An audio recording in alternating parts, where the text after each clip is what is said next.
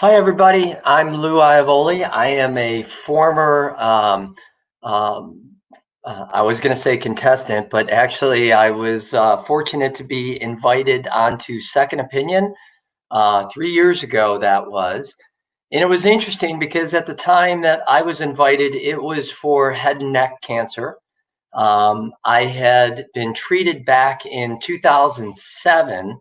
So 10 years later, they put me in front of a panel of folks, the people that treated me and some other people, and had me walk through all the various steps of what happened to see if they would take sort of the same course of action 10 years later that they did 10 years earlier. So it's interesting. I was approached recently by the show, and I guess I'm the great experiment to see where are they now. Something like Shark Tank, where after they get the money, it's like, are they successful? So here I am to talk to you about what happened with my head and neck cancer.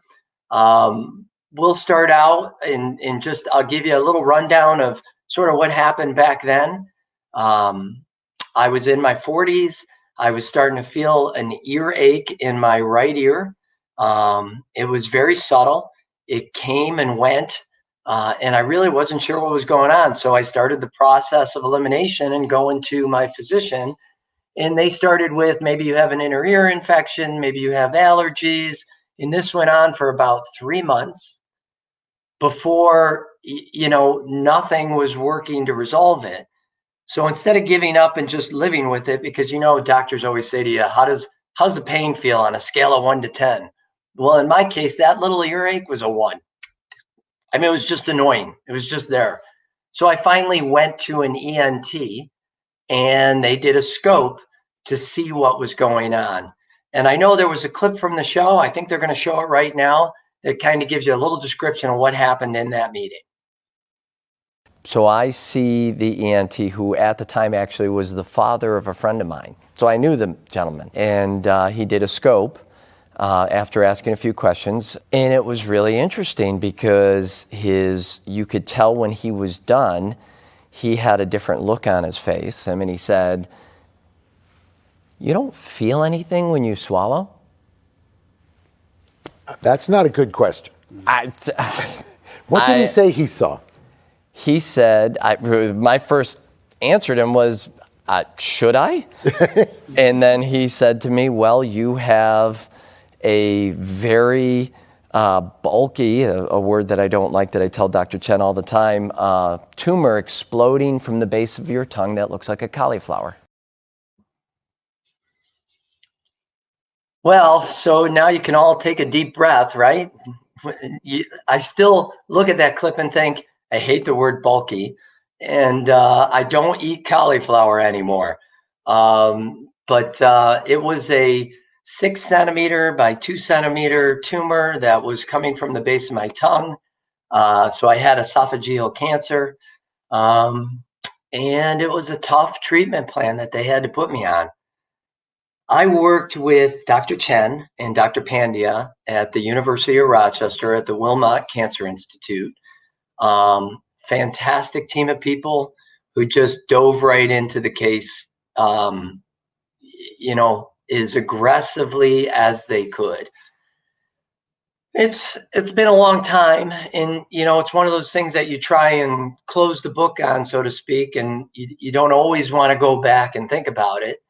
But I do remember a distinct moment where I was with Dr. Chen, and she was kind of looking at me and describing the treatment process. And she said, we're going to use this process of hyperfractionation for radiation. So you're going to come in twice a day, and we're going to do lower doses of radiation, but we're going to do it more frequently.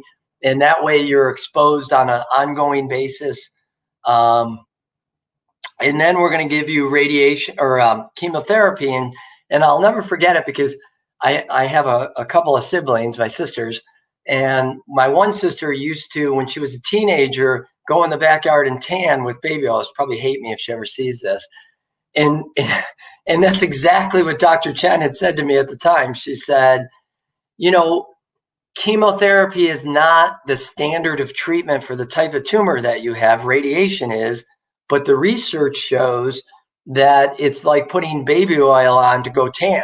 it accelerates and helps the process. So I was thinking about that, and she says, it's very aggressive, but you're young, you're strong. I had just finished a half Ironman, and she said, we think you can pull through it and you can handle it. So we're going to bring you down pretty low, and then we're going to try and bring you back after we do as much as we possibly can to get rid of this tumor and avoid another word I hate, salvage. And she said, if it doesn't work, we'll have to go in and do a salvage surgery. And I was thinking, yeah, salvage. I don't think I want a salvage surgery. So it was interesting. It was a very difficult process, but she was right. I was strong. I was 172 pounds at the time. And by the time she was done with me, I was 118 pounds. And it took a long time to bring the weight back. But, the harder part was I had 4 kids and 4 sons, and they all had to watch the process. They were fantastic about it, though. They were, varying ages. But at the time, I remember I had a bell. So when I couldn't get up, I would be able to ring the bell, and I couldn't speak because basically it was like having a sunburn on the back of my throat. So I would have to ring the bell, and one of them would come running over, and I'd have a whiteboard, and I would write, can you get me a glass of water? And they would bring it to me. So they were amazing during the process. And it's amazing now in 2020 to be able to watch them be young men. In the show, you'll see one of my sons actually stands up and speaks. It was tough to watch him go through it. It was tough watching him lose weight. I know he hated the feeding tube. My mom really shielded us from the gravity of the situation, me and my brothers, and she really wanted us to just go through with life as we had been, and it was just tough to watch. Well, he's still here. You're in medical school, and what particular area are you studying in medical school right now? So right now I'm studying for my boards, but I'm interested in radiation oncology.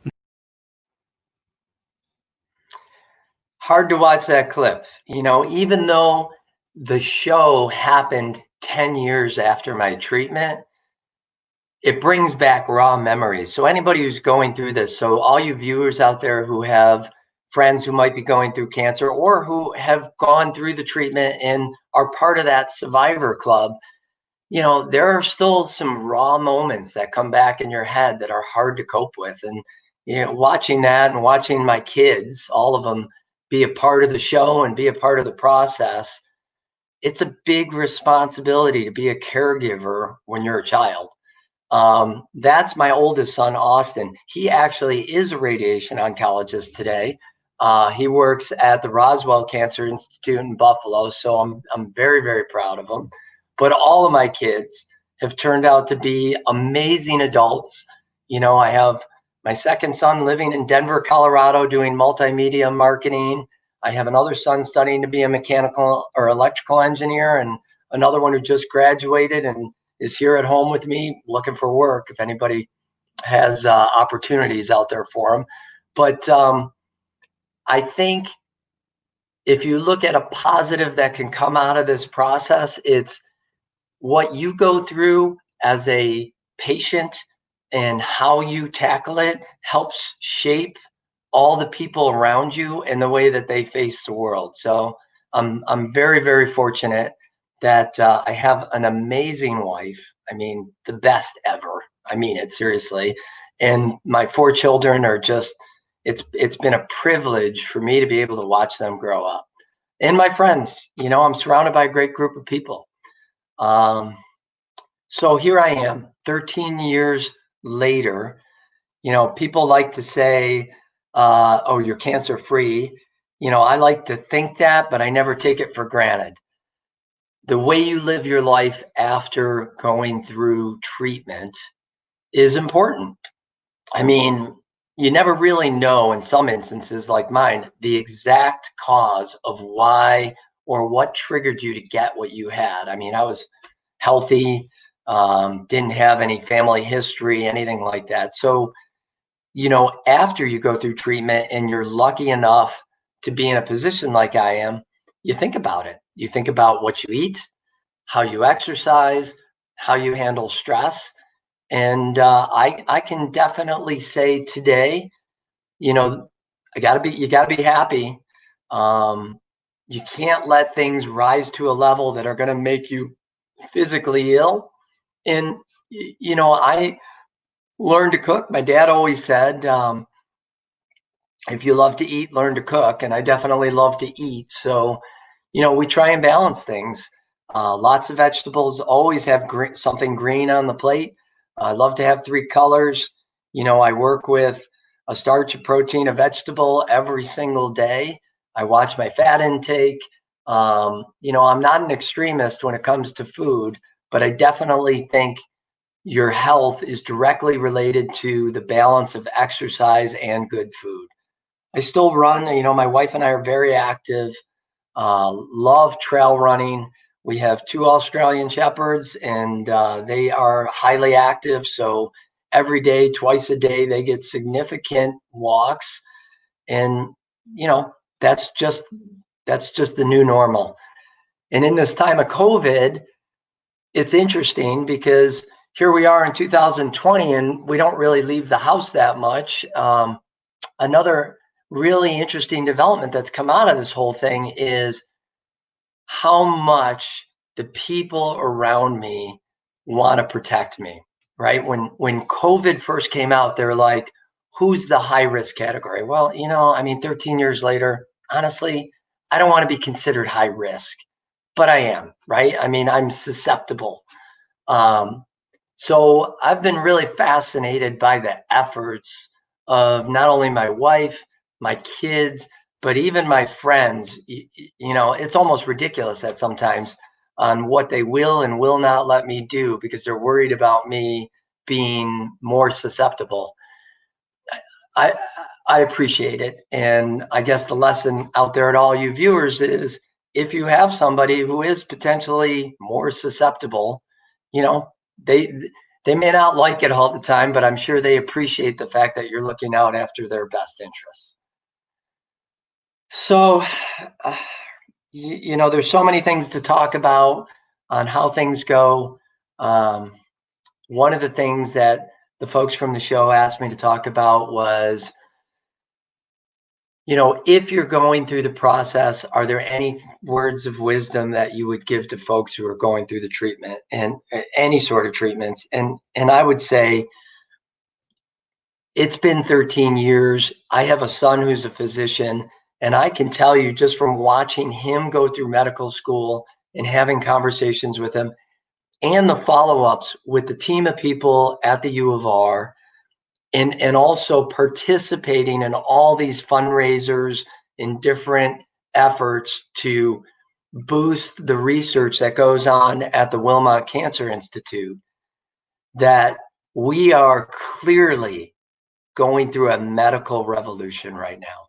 The way things probably would be handled today are very different than the way they were handled 13 years ago. And 13 years ago, I would have said to you, you have a team of highly trained professionals, execute the plan the way they lay it out for you, regardless of whether you like it or not. There's a reason why they're laying it out that way. They're looking at research, standards of care, and they're trying to take the most predictable path to curing you. And today, it's even more important. There are so many different things these folks can do. They're so brilliant. Execute the plan and do what they say.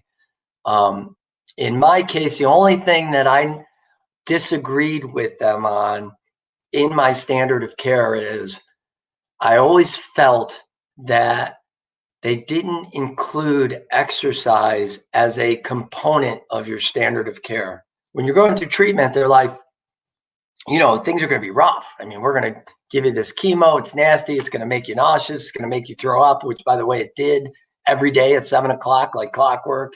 You're going to have a feeding tube. You're going to lose weight. You're going to be tired. You're not going to be able to eat. You got to use this canned food to pour in your feeding tube. It was ridiculous. But they were like, listen to your body. If you're tired, then rest. And in my opinion was, life is about balance and you have to exercise.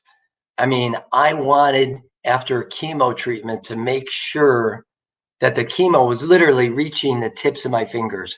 And I'm thinking, I'm going to get my heart pumping. I want to make sure this stuff is circulating the way it is. And if it's like liquid Drano, then I want it to do its job. I want it to go in there and kill everything. So, you know, I got on a treadmill every day. I got on a stationary bike in the afternoons. I actually took my chemo treatments on a stationary bike so that I would be pedaling while I was getting my chemo treatment. So after I got home, I would walk the dogs. I would, you know, when I was not in the best of health, I started slow. I started walking the square of a Target store inside because it was getting cold out. And then, you know, when I felt like I could do better, I would go to the mall and I would actually start walking inside the mall just so I was in a protected place where people could see me if I collapsed. But I never stopped exercising. I think it's great for your brain. I think it's great for your body. And for those of you going through treatment, when you just sit around all day, you never really rest. You're kind of groggy, you're in and out. When you exercise and then you say, I'm tired, and you sit down on the couch, then you actually take a nap and you rest. So please, I would highly encourage you, you know, keep a positive attitude. I know it doesn't look good at the moment, but, you know, thinking negatively isn't going to help the situation. Try and stay as positive as you can. It boosts all those caregivers around you and it gives them hope. And it also shapes their view of the world after things happen. So stay positive, exercise, eat right. And for those of you who don't have any issues, fabulous. I hope that's with you for the rest of your lives. But if you have an ache or something just doesn't feel right, there's a reason why, and go get it checked out. Everybody, I can't thank you enough, Second Opinion, Joan London, for the opportunity to be back on Second Opinion. I hope all you viewers out there enjoyed this. Please give a shout out to Second Opinion. Give them a thumbs up. It's a great show. It's incredibly informative. And I just know from being on the show one time how many people have reached out to me, called me, emailed me, and have told me stories about how this show, how my diagnosis has impacted their lives or somebody they know in their lives. So thank you so much for being viewers to Second Opinion. And we would love your feedback on what you think of this. Thank you, everybody.